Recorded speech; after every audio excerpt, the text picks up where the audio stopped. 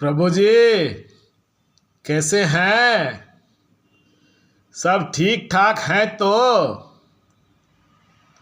प्रभु का नाम ले रहे हैं तो प्रभु का नाम लेते रहिए, सब ठीक ठाक हो जाएगा।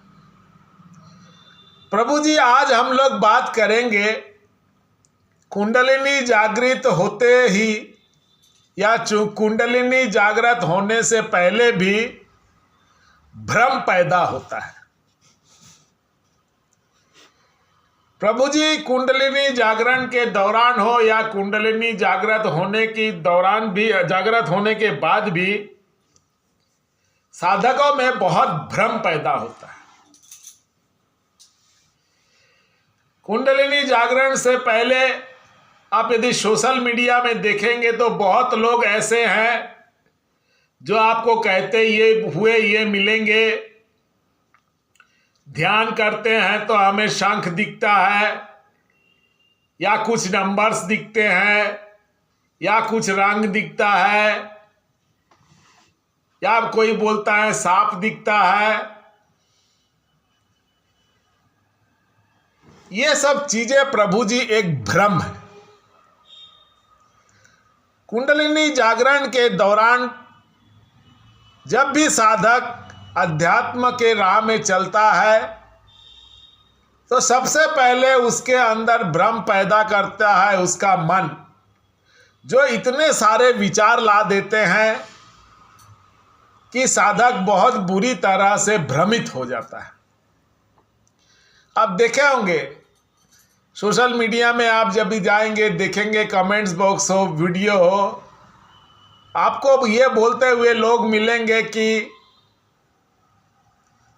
ध्यान में हमें शंख दिखते हैं, कोई बोलेगा सांप दिखता है, कोई बोलेगा हनुमान जी दिखते हैं, कोई बोलेगा दुर्गा जी दिखते हैं, कोई बोलेगा सांप दिखते हैं। अलग अलग तरह से लोग बोलते हैं। यह अवचेतन मन उसे ध्यान में ये सब चीज दिखाता है, उसे भ्रमित करता है।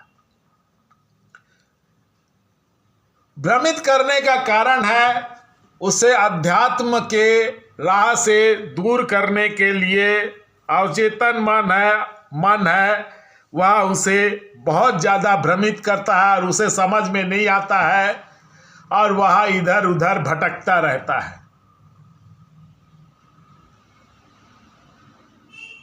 इसी तरह से जब कुंडलिनी जागृत हो जाती है तब भी साधक बहुत ज़्यादा भ्रमित हो जाता है। कुंडलिनी जागरण होने के बाद में साधक को लगता है कि उसने बहुत बड़ा कुछ कर दिया है,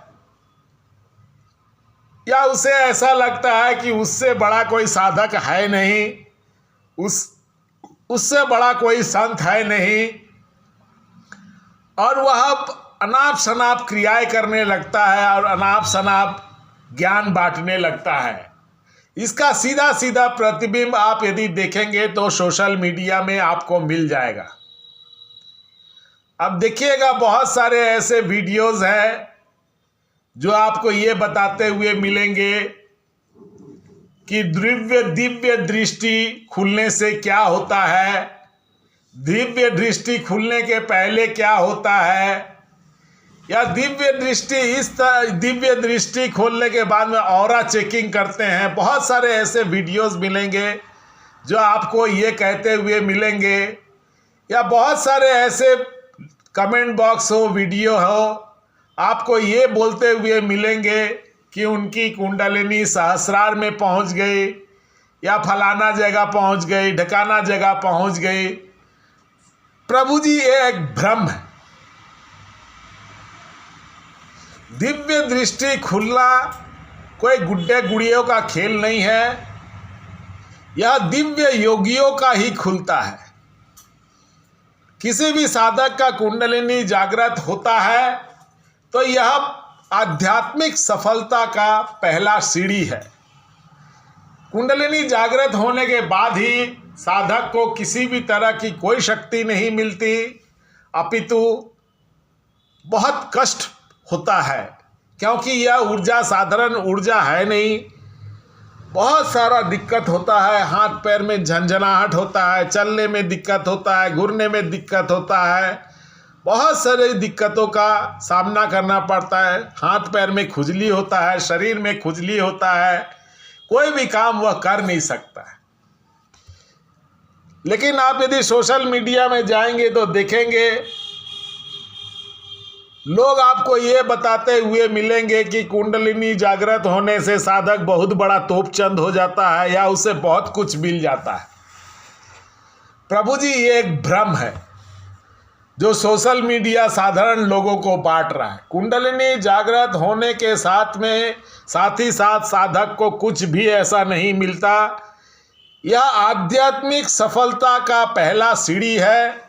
हालांकि यह जागरण भी सबका नहीं होता, वह बहुत ही कम लोगों का होता है। लेकिन यदि किसी साधक का कुंडलिनी जागृत हो गया है तो वह अध्यात्म के पहले सीढ़ी में चल गया है और उसको आगे चलने का रास्ता साफ हो गया है। इसके सिवा कुंडलिनी जागृत होने से साधक को कुछ भी नहीं मिलता। साधारणतः आप देखेंगे वीडियोस में आपको मिल जाएंगे, लोग बोलते हैं दिव्य दृष्टि खुलने के पहले क्या होता है, दिव्य दृष्टि खुलने से क्या क्या मिलता है। प्रभु जी, ये एक भ्रम है। दिव्य दृष्टि खुलना कोई गुड्डे गुड़ियों का खेल नहीं है। यह योगियों का ही खुलता है और वो बहुत ही शक्तिशाली ऊर्जा उनके अंदर फ्लो करती है। साधारण इंसान तो अनाहत की ऊर्जा को ही संभालने में बहुत परेशान होता है। विशुद्धि में पहुंचते पहुंचते तो हालत बहुत गंभीर हो जाता है। बहुत तीव्र ऊर्जा है, इसे प्रभु जी संभाल पाना उतना आसान नहीं। दिव्य दृष्टि तो आज्ञा में है। उस अवस्था में जाने के लिए साधक को कंप्लीटली दिन भर योगिक क्रियाओं में रहना होता है, तभी जाके वह आज्ञा चक्र की ऊर्जा को संभाल पाएगा, अन्यथा नहीं। सांसारिक जीवन में आज्ञा चक्र की ऊर्जा को संभाल पाना बहुत मुश्किल है, क्योंकि सांसारिक लोग संसार की क्रिया में इतना ज़्यादा रहते हैं कि इतनी ऊर्जा को वो नहीं संभाल सकते, तो दिव्य दृष्टि इनका कहाँ से खुलेगा। इस तरह से बहुत सारे भ्रम हैं जो सोशल मीडिया में आपको मिलेंगे। आपको सोशल मीडिया में ऐसे भी लोग मिलेंगे जो कहते हुए मिलेंगे कि उनकी समाधि लग गई है, या आपको ऐसे भी बहुत लोग मिलेंगे जो कहेंगे कि उनकी कुंडलिनी सहस्रार में है। प्रभु जी, सहस्रार की ऊर्जा को कोई साधारण इंसान नहीं संभाल सकता। वह बहुत ही तीव्र ऊर्जा है। जो भी साधक इस अवस्था में जाता है वह बहुत ही उच्च कोटि का योगी है। साधारण इंसान इस अवस्था में जा ही नहीं सकता। साधारणतः सन्यासी ही इस अवस्था में जाते हैं, क्योंकि वो कंप्लीटली अपना जीवन यापन अपने एक सिस्टम से करते हैं, सिस्टमिक वे से करते हैं, तभी जाके उन ऊर्जाओं को वो संभाल पाते हैं।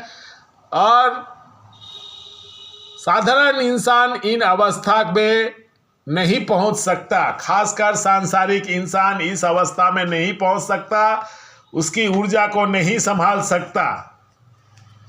कुंडलिनी यदि 21 दिन सहस्रार में रह जाए तो समाधि हो जाती है। यदि गुरु हैं तो वह वापस आ सकता है, और सहस्रार से आज्ञा में महापुरुष लोग ही आते हैं। साधारण लोग इस अवस्था से वापस नहीं आते हैं, उनकी मृत्यु हो जाती है। अभी आपने सुना होगा, लखनऊ में एक संत साधिका थी, संत, उन्होंने समाधि ली और वापस नहीं आए। उनके गुरु भी ऐसे थे। उस अवस्था से, सहस्रार की अवस्था से कोई साधारण इंसान वापस नहीं आ सकता, आज्ञा में नहीं आ सकता। इस अवस्था से सिर्फ महापुरुष ही वापस आते हैं। लेकिन आपको सोशल मीडिया में ऐसे बहुत लोग मिल जाएंगे जो आपको ये कहते हुए मिलेंगे, या बहुत ऐसे वीडियोस में मिल जाएंगे जो आपको ये कहते हुए मिलेंगे कि आपकी कुंडलिनी सहस्रार में है। सहस्रार, आज्ञा चक्र, विशुद्धि चक्र, इन अवस्थाओं में कुंडलिनी का जाना बहुत मुश्किल है। कुंडलिनी तो चली जाती है, लेकिन वहां जाने के बाद में शरीर की जो ऊर्जा है, उस ऊर्जा को संभाल पाना कोई गुड्डे गुड़ियों का खेल नहीं है। कंप्लीटली योगिक क्रिया में रहने वाले लोग ही इस अवस्था में पहुंचते हैं। साधारण इंसान को इस अवस्था में नहीं पहुंच सकता। और भी बहुत सारी चीजें हैं, आप देखेंगे सोशल मीडिया में आपको मिल जाएगा। आप देखिएगा बहुत ऐसे लोग हैं जो आपको ये बोलते हुए मिलेंगे, माँ दुर्गा की सवारी आ रही है। माँ दुर्गा, माँ काली कभी भी सवारी नहीं करती, ये भी एक भ्रम है। अध्यात्म के रास्ते में कोई भी साधक यदि चलता है, कुंडलिनी जागृत करना हो या अध्यात्म, उसके सामने अवचेतन मान इतना ज़्यादा भ्रम फैला देता है कि वह बहक जाता है, उसे समझ में नहीं आता है वह सही जा रहा है या नहीं जा रहा है।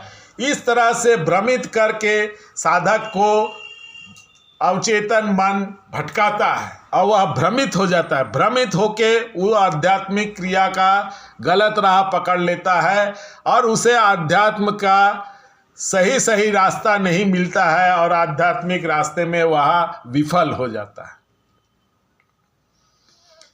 यह होता ही होता है। खाली यह लोअर स्केल में नहीं, अपितु योगी हुए या संत हुए ये लोग भी भ्रमित हो जाते हैं। आप देखे होंगे बहुत सारे बाबा जी हैं, ये लोग बहुत सारा कुकर्म करते हैं। ये कोई साधारण साधक नहीं है। एक समय में ये बहुत अच्छे साधक रहे हैं और इनकी कुंडलिनी विशुद्धि में जाके इनको बहुत सारी शक्तियां मिली। शक्तियां मिलने के बाद ये भ्रमित हो गए और अपने शक्तियों का गलत इस्तेमाल कर माया में फंस गए और फंस के इन्होंने अपनी आध्यात्मिक जीवन यापन को बर्बाद कर पूरी तरह से खत्म कर लिया। ये खाली इस बड़े बड़े योगी, बड़े बड़े संत भी इसमें फंस जाते हैं। भ्रम हर समय साधक का पीछा करती है, भ्रमित करती है। साधक वैसे भी बहुत सारी समस्याओं से जूझता है, उस समय इतने भ्रम आ जाते हैं कि साधक अपने रास्ते से भटक जाता है और वह अपनी आध्यात्मिक उन्नति नहीं कर पाता। प्रभु जी, आशा करता हूँ मैंने आपको इस बात को समझा दिया। कुंडलिनी जागरण में भ्रम उत्पन्न होता है, किस तरह से भ्रम उत्पन्न होता है लोग समझ नहीं पाते हैं और गलत राह पकड़ लेते हैं। आज के लिए प्रभु जी इतना ही। मेरे चैनल को लाइक कर दीजिएगा, सब्सक्राइब कर दीजिएगा, शेयर कर दीजिएगा और प्रभु जी कमेंट जरूर कीजिएगा। धन्यवाद।